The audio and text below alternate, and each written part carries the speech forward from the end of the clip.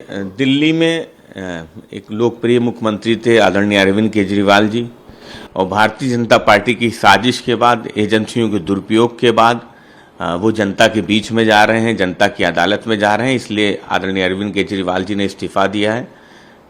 माननीय आतिशी जी जो हैं अब मुख्यमंत्री पद की शपथ लेंगी।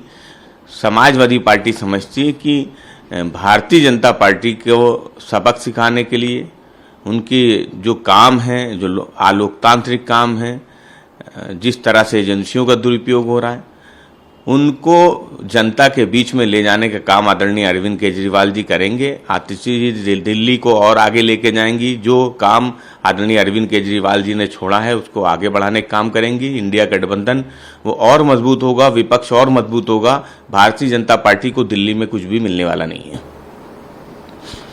सर, समाज में लगातार जो तकरार देखी जा रही है वो क्या कहा जाए कि दोनों ही बड़े नेता हैं और ऐसी भाषाओं का प्रयोग हो रहा है, इस पे आप क्या कुछ कहेंगे? देखिए, आदरणीय अखिलेश यादव जी कभी भी अपनी भाषा की मर्यादा को पार नहीं करते और ऐसा कोई भी शब्द इस्तेमाल नहीं किया है जिसको ये कहा जाए कि भाषा की मर्यादा समाजवादी पार्टी ने छोड़ी हो। समाजवादी पार्टी लगातार उन सवालों को उठा रही है जिन सवालों का सरोकार जनता से जुड़ा हुआ है। अगर माननीय मुख्यमंत्री जी के तरफ से कोई सवाल आया है तो उसका जवाब दिया गया है। अगर उत्तर प्रदेश की कानून व्यवस्था पे, इनकाउंटर पे सवाल आया है तो उसका जवाब दिया गया है, और सवालों का जवाब देना वो समाजवादी पार्टी का लोकतांत्रिक अधिकार है। जनता ने जिम्मेदारी दी है, उस जिम्मेदारी को समाजवादी पार्टी आदरणीय अखिलेश यादव जी निभा रहे हैं। अगर कोई उस कानून व्यवस्था पे सवाल उठाए तो उसका सवाल करना, उस पर सवाल खड़े करना वो हमारा लोकतांत्रिक अधिकार है। लेकिन अगर भारतीय जनता पार्टी की तरफ से दूसरी भाषा में जवाब दिया जा रहा है तो समाजवादी पार्टी उस भाषा में जवाब नहीं दे रही है। समाजवादी पार्टी भाषा की मर्यादा में रहते हुए जो लोकतांत्रिक अधिकार है उस लोकतांत्रिक अधिकार का इस्तेमाल करते हुए जनता के मुद्दे उठा रही है। आगे भी जनता के मुद्दे उठाती रहेगी। भाषा की मर्यादा नहीं तोड़ी जानी चाहिए लोकतंत्र में, इस बात के समर्थक समाजवादी पार्टी है। सर, तिरुपति मंदिर जो पशु वसा और मछली का तेल मिलने की बात कही गई है, उसके बाद से वहाँ के मुख्यमंत्री जो हैं उन्होंने पिछली सरकारों पे आरोप लगाया, और जो पिछली सरकार के उप मुख्यमंत्री हैं उन्होंने, उनकी बहन ने सीबीआई जांच की मांग की है। देखिए, ये आस्था से जुड़ा हुआ विषय है और इसकी बहुत ही गहन जांच की आवश्यकता है। राजनीति का विषय ये नहीं है कि इस पे राजनीति की जाए। इसलिए समाजवादी पार्टी समझती कि सभी राजनीतिक दलों को इस पे कोई राजनीति नहीं करनी चाहिए। आस्था से जुड़ा विषय है, इसकी जांच होनी चाहिए, और अगर इसमें जो दोषी हैं उन पे सख्त कार्रवाई होनी चाहिए। किसी को भी किसी की भी आस्था के साथ खेल करने का, छेड़छाड़ करने का कोई अधिकार नहीं है। समाजवादी पार्टी समझती कि इस पूरे प्रकरण की गंभीरता से जांच की आवश्यकता है।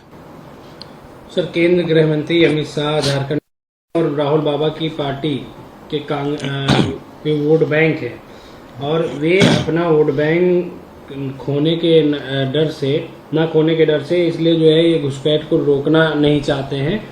कहीं न कहीं इसके पीछे इन विपक्षियों का बड़ा हाथ है। देखिए, सीमा हैदर कई देशों की यात्रा करके हिंदुस्तान आती है और फिर भारतीय जनता पार्टी की सरकार में वो बड़े बड़े इंटरव्यू देती है। यहाँ उसकी शादी होती, बड़ी बड़ी स्टोरी मीडिया में दिखाई जाती है। तो कौन घुसपैठिया है, कौन घुसपैठियों का समर्थक है? पूरे देश में अगर कोई भारतीय जनता पार्टी की विचारधारा पे घुसपैठ करके आ जाए तो उस पर कोई सवाल खड़े नहीं होते हैं। भारतीय जनता पार्टी केवल बयानबाजी करती है। अमित शाह जी बताएं कि सीमा हैदर के मामले में क्या कहना है, क्या वो घुसपैठिए है या नहीं है? आखिर एक घुसपैठिए का इतना महिमा मंडल क्यों हुआ, क्यों उस पर कोई कार्रवाई नहीं हुई? तो बड़े सवाल है। भारतीय जनता पार्टी केवल विपक्ष पे आरोप लगा सकती है। घुसपैठिया कोई भी हो, हिंदुस्तान का बाहर का जो भी घुसपैठिया है उसको बाहर होना चाहिए, लेकिन भारतीय जनता पार्टी की कथनी और करनी में बड़ा फर्क है। उमर अब्दुल्ला कहते हैं कि हम प्रधानमंत्री नरेंद्र मोदी चाहते हैं कि जम्मू कश्मीर में राज्यपाल शासन कायम रहे और इन चुनावों का परिणाम न घोषित हो पाए। देखिए, जम्मू कश्मीर में समाजवादी पार्टी भी चुनाव लड़ रही है और समाजवादी पार्टी को भरोसा है जम्मू कश्मीर की आवाम पे, जनता पे, कि उनके मौलिक अधिकारों की रक्षा, उनके स्वतंत्रता की रक्षा, उनके लोकतांत्रिक अधिकारों की रक्षा ये समाजवादी पार्टी करेगी। विपक्ष के दूसरे दल हैं वो करेंगे। लोकतंत्र जिंदा रहेगा, लोकतंत्र आबाद रहेगा। इस चुनाव में भारतीय जनता पार्टी को करारी हार का सामना करना पड़ेगा। जहां तक एनसीपी का सवाल है, बीजेपी और एनडीए में उनके पहले शामिल रहने का सवाल है, तो लोकतंत्र में बहुत से दल ऐसे हैं जो एनडीए के साथ रहे होंगे, लेकिन अगर वो समय के साथ इस बात को जान गए कि भारतीय जनता पार्टी की सरकार उसने हमेशा केवल सहयोगी दलों का फायदा उठाया है, नुकसान करने का काम किया, उन दलों को तोड़ने का काम किया, तो ये बेहतर है आने वाले समय में जो विपक्षी दल हैं सब मिलके जम्मू कश्मीर में सरकार बनाने का काम करेंगे। रवनीत सिंह बिट्टू कहते हैं, एक सेकंड रुकिए, वो नेशनल कॉन्फ्रेंस बस यही है। रवनीत सिंह बिट्टू कहते हैं कि कांग्रेस 1984 से सिखों के खून की प्यासी है और वे उसी लाइन पर चल रही है। राहुल गांधी भी उसी लाइन पर चल रहे हैं और वो सिख विरोधी हैं। देखिए, भारतीय जनता पार्टी की सरकार में जिस तरह से किसानों को खालिस्तानी पाकिस्तानी आतंकवादी कहा गया, पश्चिम बंगाल में भारतीय जनता पार्टी के लोगों ने एक सिख अधिकारी के साथ जैसा व्यवहार किया वो किसी से छुपा हुआ नहीं है। इसलिए भारतीय जनता पार्टी उनसे जुड़े हुए लोग भले आरोप लगा दे, लेकिन समाजवादी पार्टी समझती कि इंडिया गठबंधन सभी धर्मों का सम्मान करती है, सभी लोगों को साथ लेके चलने का प्रयास कर रही है, सभी हिंदुस्तान में रहने वाली जनता की आवाज़ को उठाने का काम कर रही है। और लोकसभा चुनाव में भारतीय जनता पार्टी के कमज़ोर पड़ने के बाद, सरकार के कमज़ोर पड़ने के बाद भारतीय जनता पार्टी विचलित है, परेशान है, निराश है, हताश है, इसलिए इस तरीके के बयान दे रही है। समाजवादी पार्टी समझती जो राज्यों में चुनाव होते जाएंगे भारतीय जनता पार्टी साफ होती जाएगी। भाजपा के ये दर्द है। समाजवादी पार्टी समझती है कि जो मुद्दा है सिखों का, इंडिया गठबंधन सभी धर्मों को साथ लेके चलने में भरोसा रखता है और सभी धर्म के लोग इंडिया गठबंधन के साथ हैं। भारतीय जनता पार्टी के किसी नेता के बयान से समाजवादी पार्टी समझती है कि जो देश की एकता अखंडता है वो टूटने वाली नहीं है। लालू प्रसाद यादव पर जमीन के बदले नौकरी को लेकर सीबीआई जांच के आदेश दिए हैं।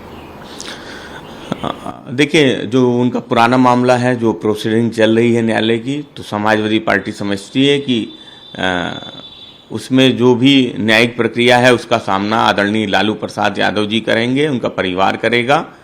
पहले भी लालू प्रसाद यादव जी ने झुकना नहीं सीखा, वो भारतीय जनता पार्टी एजेंसियों के आगे नहीं झुके, उनका परिवार नहीं झुका, आगे भी नहीं झुकेगा। इंडिया गठबंधन पूरी तरह से लालू प्रसाद यादव जी के साथ खड़ा हुआ है। जुल्म के खिलाफ, अत्याचार के खिलाफ इंडिया गठबंधन पूरे देश में लड़ता रहेगा।